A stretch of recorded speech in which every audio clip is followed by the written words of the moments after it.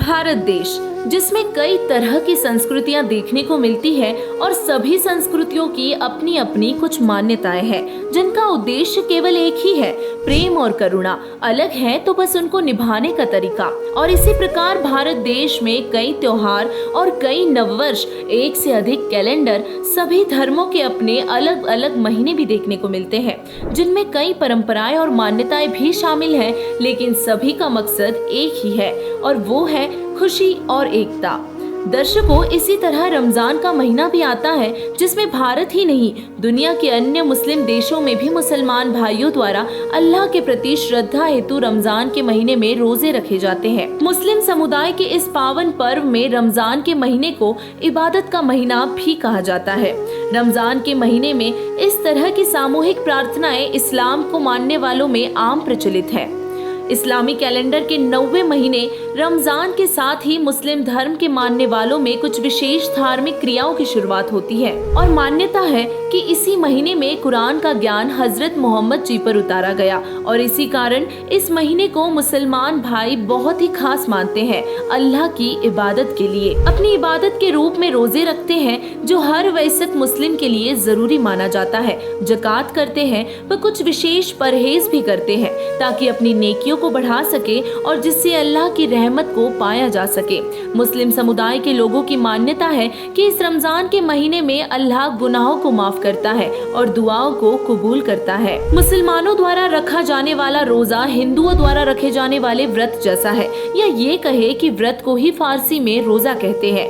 वर्षों से ये परंपरा चली आ रही है और समय के साथ ही इसमें कुछ ऐसी क्रियाएं भी शामिल हो गई है जो इसकी सार्थकता पर प्रश्न चिन्ह लगाती है। रमजान महीने में मुसलमानों द्वारा ये भी मान्यता है कि इस महीने में बुरी आदतें जैसे सिगरेट, तंबाकू, मांस आदि का सेवन करना सख्त मना होता है। लेकिन क्या हम सिर्फ एक महीने बुरी आदतों को छोड़कर अल्लाह ताला की रहमत को प्राप्त कर सकते हैं? जिस अल्लाह ने इस जमीन और आसमान के बीच सब कुछ बनाया, चींटी से लेकर हाथी तक सब उस एक अल्लाह की संतान है, तो क्या वह अल्लाह ताला एक महीने इन बुरी आदतों को ना करने से अपनी रहमत अदा कर देगा? वर्तमान में ये महज एक प्रथा का रूप ले चुकी है, वह अपने मूल भाव को खो चुकी है।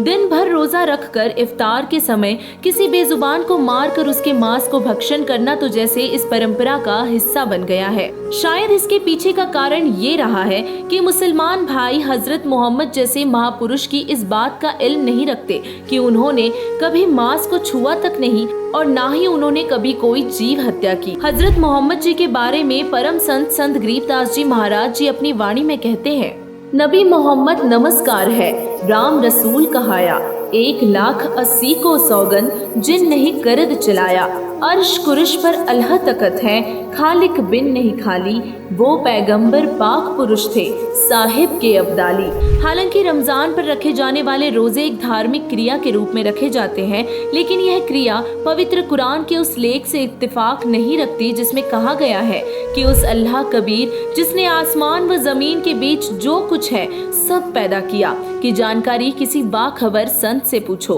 वह बाखबर यानी तत्वदर्शी संत है, तुम्हें उस अल्लाह ताला की इबादत का सही तरीका बताएगा जिससे अल्लाह ताला की रहमत प्राप्ति होगी। वह अल्लाह कबीर है और कबीर अल्लाह ही इबादत करने योग्य है, वह पूजनीय है। अल्लाह ताला अपने बंदों के गुनाहों से खूब परिचित है, वह उन्हें बख्शने वाला है।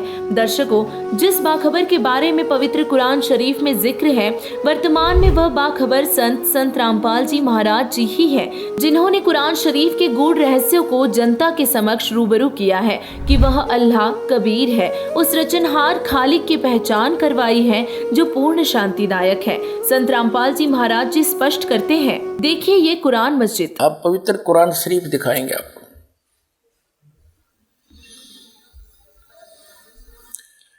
ये है मुतरजम बरीसी, ये है शास्त्रीय अरबी पद्धति पर नागरी लिपि में। रूपांतरकार हैं नंद कुमार अवस्थी। शेरवाणी संस्करण ये कहाँ से प्राप्त होती है? इसमें क्या लिखा है कि यह वह इलामी किताब है जिसमें कोई संदेह की गुंजाइश नहीं। इसमें जो लिखा फाइनल है, इसमें कोई ऑब्जेक्शन नहीं। शास्त्रीय अरबी पद्धति पर नागरी लिपि में ये कहाँ से छपी है? प्रकाशक हैं लखनऊ किताबघर, मौसम बाग, सीतापुर रोड, लखनऊ से।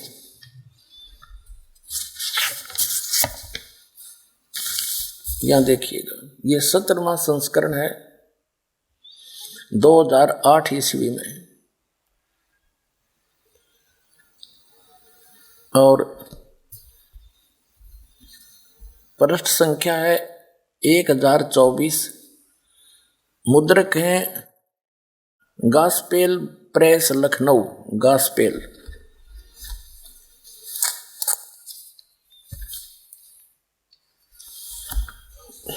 यहां देखिएगा, यह है सूरत फुरकान। सूरत, यह है कुरान शरीफ, यह है सूरत फुरकान 25 और इसके पृष्ठ नंबर 604 पर। हम नीचे से पढ़ेंगे 52 नंबर आयत से। फुरकान का जो अर्थ देखा शब्दकोश के अंदर, उसमें लिखा है कि मानदंड, ब्रैकेट में लिखा है झूठ और सच के बीच में, यानी सत्य और झूठ को जांचने का, यानी निष्कर्ष निकालने का एक पैमाना है यह फुरकान। तो इस पूरी कुरान शरीफ का ये निष्कर्ष है, ये मानदंड है, यानी पैमाना है सच्चाई और झूठ, सत्य और असत्य का निर्णय करने के लिए। तो इसमें पढ़ते हैं हम क्या लिखा है, देखिएगा। यह है सूरत फुरकानी 25 और 604 पृष्ठ पे इस प्रकाशन के हम पढ़ेंगे नीचे से। ये 51वीं आयत समाप्त हुई, 52वीं प्रारंभ होती है। फला तुतियल काफिरिन व जाहिदुम बिही जिहादन कबीरन। ये स्पष्ट लिखा कबीरन, कबीर कहो, कबीरा कहो, कबीरन कहो। इसका और निर्णय करते हैं। ये पवित्र कुरान मजीद से क्लियर होगा। अब पवित्र कुरान मजीद दिखाते हैं आपको, ये यहां से छपी है।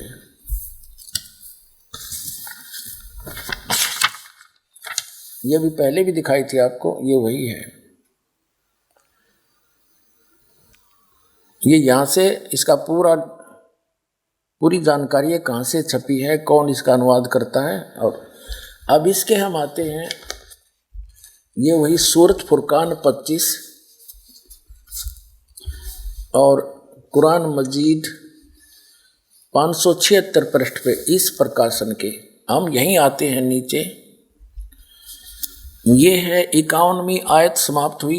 इसमें पंक्ति भी नहीं बदली है, अक्षर भी सिर्फ लिखने मंत्र थोड़ा किया। फला तुतियल काफिरन न जाहिदुम बिही जिहादन कबीरा। कबीर कहो, कबीरा कहो, कबीरन कहो, खबीरा कहो, खबीरन कहो। तो इसमें स्पष्ट है ये कबीरा, और इसका यहाँ अनुवाद किया है इसके साथ में। ये 52वीं आयत का अनुवाद चला है। तो तुम काफरों का कहा न मानो, उनसे इस कुरान के हुक्म के मुताबिक बड़े जोर से लड़ो। अब उन्होंने कबीर का अर्थ बड़ा कर दिया, ठीक है। अब हम फिर कुरान शरीफ को लेते हैं। ये पवित्र कुरान शरीफ है, यहाँ से देखिएगा। उसमें से हमने ये निर्णय करना था कबीर और कबीरा और कबीरन। ये कुरान शरीफ फिर ले ली हमने, सूरत फुरकानी 25 और 604 पृष्ठ पे हम आगे ये नीचे आएंगे। ये 52 नंबर आयत है, 51 यहाँ समाप्त हुआ, 52 प्रारंभ हुआ। फला तुतियल काफिरिन व जिहादुम बिही जिहादन कबीरन। इसका अनुवाद बिल्कुल सामने किया है। ये अनुवाद करता भी मुसलमान भाई है कोई, तो ए पैगंबर, ये कुरान शरीफ का ज्ञान दाता बोल रहा है। तो ए पैगंबर, तुम काफिरों का कहा न मानना और इस कुरान की दलीलों से उनका सामना बड़े जोर से करो।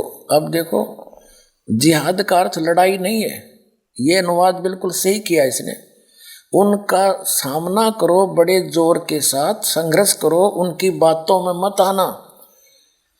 अब इसका कहने का तात्पर्य ये है इस कुरान शरीफ की इस आयत का कि कुरान शरीफ का ज्ञान दाता हजरत मोहम्मद जी को संदेश भेज रहा है जिब्रील देवता के माध्यम से या कोई अन्य तरीके से एज इट इज।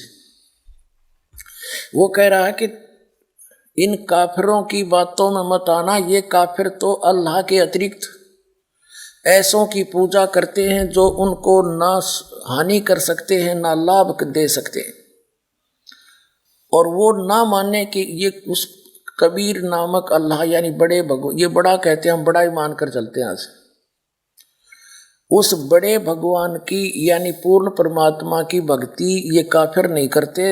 आप इनकी बातों में मत आना, सीधी सी बात है। ये आपकी नहीं माने तो आप उनकी बातों में आकर उनके साथ ना हो जाना, उसके लिए संघर्ष करना, चाहे कितना कष्ट उठाना पड़ो। तो वही हजरत मोहम्मद जी ने किया है, इसका अर्थ ये।